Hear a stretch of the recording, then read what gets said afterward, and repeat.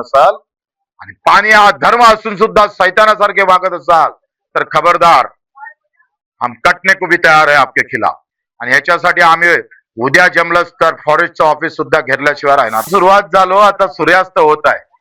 चंद्राचा प्रकाश आला पण गावात लाईटचा प्रकाश कधीच भेटला नाही. आयुष्य मागून आयुष्य गेलं, पिढ्याच्या मागून पिढ्या गेल्या, पण लाईट नावाचा प्रकाश या गावानं कधीच पाहिला नाही. आम्ही एका इकडे चंद्रावर जायच्या गोष्टी करतो, विकसित भारत म्हणून बोलतोय, याच्या मार्फत आम्ही सगळा देश जिंकून पाहतोय, पण मेळघाट तुम्हाला जिंकता आला नाही, त्याचे दुःख तुम्हाला समजू शकले नाही. याच्यासारखी दुर्दैवी गोष्ट नाही. धर्माच्या नावावर, जातीच्या नावावर मत घेऊ शकणार, पण या लोकांच्या खऱ्या अर्थानं यांच्या समस्यावर मत घेणारी यंत्रणा निर्माण करा. आम्हाला आनंद होईल ज्या दिवशी काय या पूर्ण मेळघाटातला जो काही आदिवासी बांधव आहे, जो काही गवळी समाज आहे किंवा भलाई समाज, जो काही समाज असेल, जो मूळ निवासी आहे, त्याला खऱ्या अर्थानं न्यायाची एक दुसरी किनाराचा स्पर्श झाला पाहिजे आणि सरकार खऱ्या अर्थानं याच्या बाजूने उभं राहिलं पाहिजे. आम्ही एक दिवस लाईट नसला तर अख्खं कुटुंब आम्ही सांगतोय संतापानं लाल होऊन जात.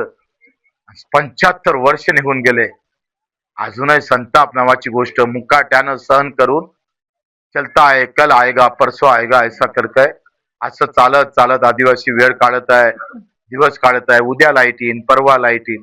बाजूनं 2 किलोमीटरवरून विद्युतचा पोल जाते, बाजूनं 2 किलोमीटरवर लाईट आहे.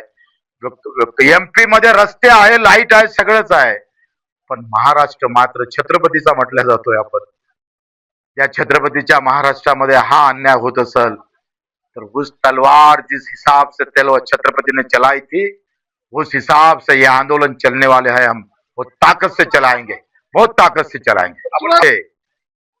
एक तर आम्ही एकटं फॉरेस्ट वापरून घेरू, नाही तर उद्या संध्याकाळी आम्ही फॉरेस्ट ऑफिसला घेतल्याशिवाय राहणार नाही.